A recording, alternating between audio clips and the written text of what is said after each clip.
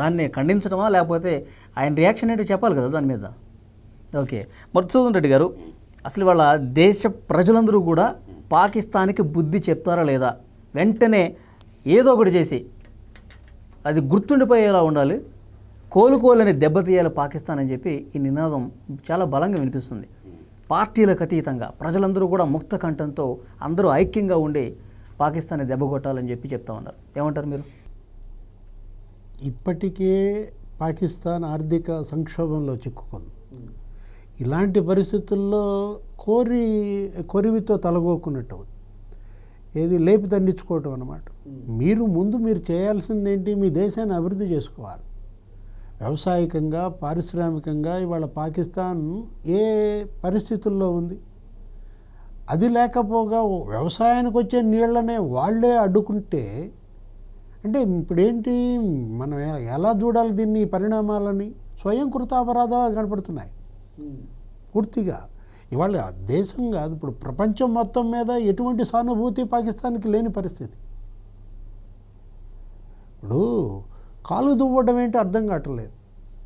ఇప్పుడు భారతదేశం తన మానాన తన అభివృద్ధి తను చేసుకుంటోంది. వాళ్ళు ఏదో విజన్ 2047 అని పెట్టుకుని ఒక లక్ష్యాలు పెట్టుకుని వాళ్ళు వెళ్తున్నారు. ఇది కనపడుతోంది ఏంటంటే అమెరికా భారత్ సంబంధాలని చెడగొట్టే కుట్రగా కనపడుతోంది.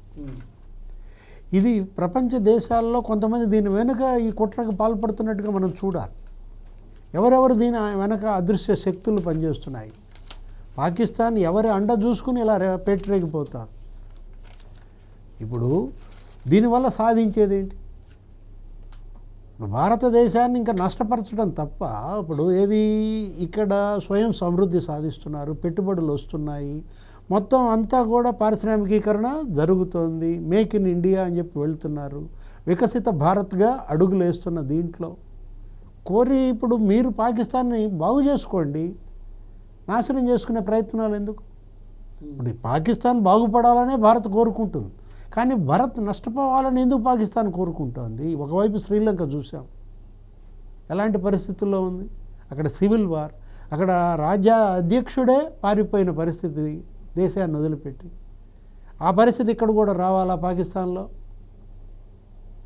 అంటే సివిల్ వార్ క్రియేట్ చేసుకుంటుందా? అక్కడ పౌరులే అక్కడ తిరగబడి అక్కడ ఎంపీలని, అక్కడ ఉన్నటువంటి మంత్రుల్ని, ప్రధానిని బంధించే పరిస్థితి తెచ్చుకుంటారా? ఓకే, ఇప్పుడు బంగ్లాదేశ్లో ఏం జరిగింది? అక్కడ ప్రధాని పారిపోయే పరిస్థితి వచ్చింది.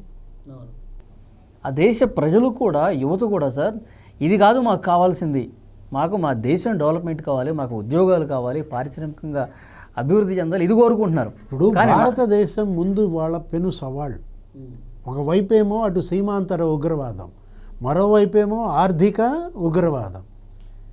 అటు బయట శక్తుల నుంచి పెను ముప్పు, ఇటు అంతర్గత శక్తుల నుంచి పెను ప్రమాదం. ఏది? ఇప్పుడు మోడీ 3.0 వీటిని ఛాలెంజెస్ని ఫేస్ చేయాలి. ఇప్పటికీ మోడీ 3.0 1 year మాత్రమే అయిందనమాట.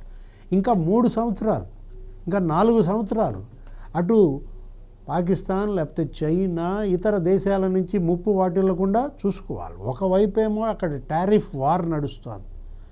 అమెరికా అధ్యక్షుడు డొనాల్డ్ ట్రంప్ బాధ్యతలు స్వీకరించినప్పటి నుంచి అన్ని దేశాల మీద టారిఫ్లు పెంచేశారు. ఏది? పోటీపడి టారిఫ్ వేస్తున్నారు. ఏంటి? మీరు మా దేశం పైన ఎంత టారిఫ్ వేశారో మేము దానికంత ఈక్వల్ వేస్తున్నారు. ప్రతీకార సుంకాలు అనేది ఒకటి తీసుకొచ్చారు. అంటే ఇప్పుడు చైనా అమెరికా మధ్య అసలు ఒక వార్ నడుస్తోంది.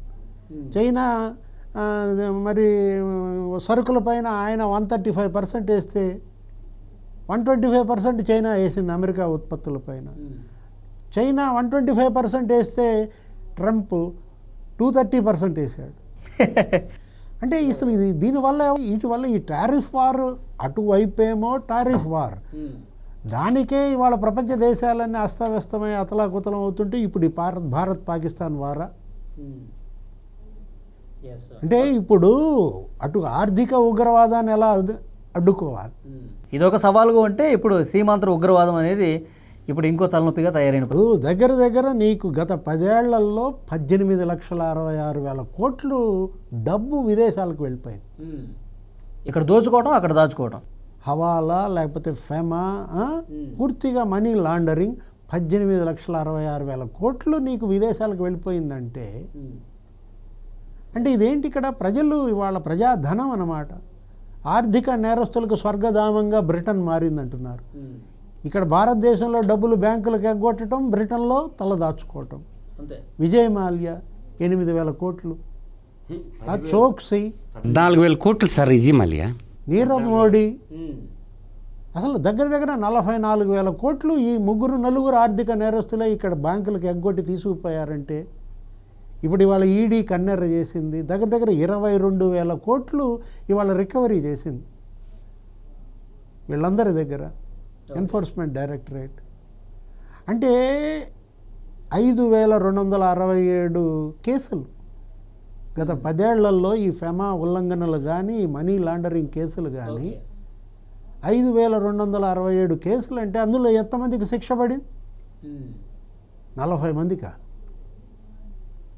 అంటే ఎంతమంది నిందితులు అందులో కనీసం లాజికల్గా మీరు 40 మందికి కూడా శిక్షలు పడలేదంటే ఎలా ఆర్థిక నేరస్తులు పేటరేగిపోతున్నారు? ఇప్పుడు ఎక్కడో దాకేందుకు జగన్మోహన్ రెడ్డి 13 ఏళ్లుగా ఆయన బెయిల్పై ఉన్నాడని, ఆయన కేసులు ఇంతవరకు అసలు కొలిక్కి తీసుకురాలేదని, ఒక ఆర్థిక నేరస్తుడు 13 ఏళ్లుగా బెయిల్పై ఉండడం ఏంటని గొప్ప మరి పోలీస్ ఆఫీసర్లే ఆశ్చర్యపోతున్నారు. ఆయన ఎవరు? ప్రకాష్ సింగ్, పంజాబ్ రిటైర్డ్ డీజీపీ అంట.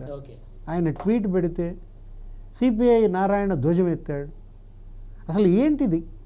అంటే ఇప్పటికీ కూడా జగన్మోహన్ రెడ్డిపై కేసులు ఒక కొలిక్కి తీసుకురాలేరా? 313 మంది నిందితులు ఉంటే 313 మంది నిందితుల్లో మీరు శిక్షలు 40 మందికా? ఏమి మెసేజ్ ఇస్తున్నారు? ఇక్కడ న్యాయస్థానాల ఇష్యూ ఏంటి? లేకపోతే ఇక్కడ దర్యాప్తు సంస్థల పరిస్థితి ఏంటి? లోపం ఎక్కడుంది?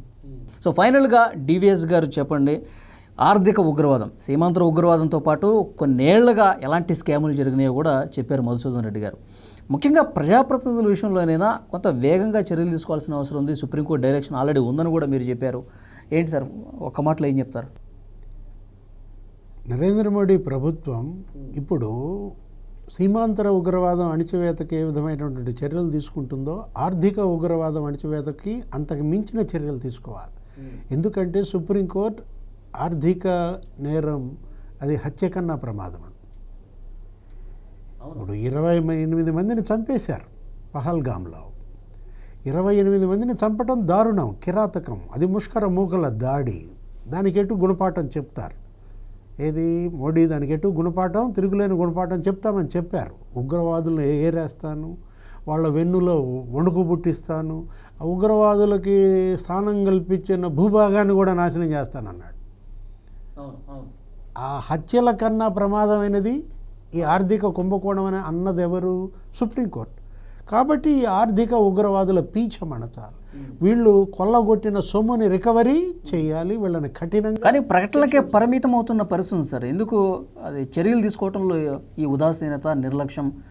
మాట్లాడాలనే మనం కూడా డిమాండ్ చేస్తాం. సంవత్సరంలో కంప్లీట్ చేయండి, అవన్నీ చేయండి అని చెప్పేసి అంటుంది. దర్యాప్తు పూర్తి చేసి దోషుల నిర్దోషులా తేల్చండి ప్రజాప్రతినిధులకు అని చెప్పి సుప్రీంకోర్టు అన్నది. అయినా కానీ ఇంకా ఎక్కడో కనిపిస్తుంది. అంటే రాజకీయపరమైనటువంటి ఇన్వాల్వ్మెంట్ ఉంది కాబట్టే ఈ తాత్సారం అంటారా? ఈ అపనింద వాళ్ళు చెరుపుకోవాలి. వాళ్ళ పేద పడుతున్నటువంటి ఈ చెడ్డ ముద్రని వాళ్ళు చెరిపేసుకోవాలి. ఏది ఇవాళ బీజేపీ ప్రభుత్వం, ఇవాళ ఎన్డీఏ, ఇవాళ మోడీ, ఇవాళ ఆయన ఇచ్చినటువంటి హామీల్లో ఇదొక భాగం. అవినీతి రహిత పాలన అందిస్తానని ఇచ్చినటువంటి హామీలో ఈ ఆర్థిక ఉగ్రవాదం అది అవినీతిలో భాగం. అవినీతి కుంభకోణాలు ఇవాళ ఆయన క్యాబినెట్లో ఎవరి మీద ఇన్నేళ్లలో ఎటువంటి అవినీతి ముద్ర పడకుండా తన క్యాబినెట్ని కాపాడుకున్నాడు 10 ఏళ్లలో. మీ మంత్రులు ఇవాళ శుద్ధపూసలుగా ఉంటే సరిపోదు. మీరేంటంటే ఇక్కడ ఉన్నటువంటి ఈ ఆర్థిక నేరస్తులతో మీ సంబంధాల పైన, మీ పార్టీ మీద పడుతున్నటువంటి అపనిందలను కూడా చెరిపేసుకోవాలి.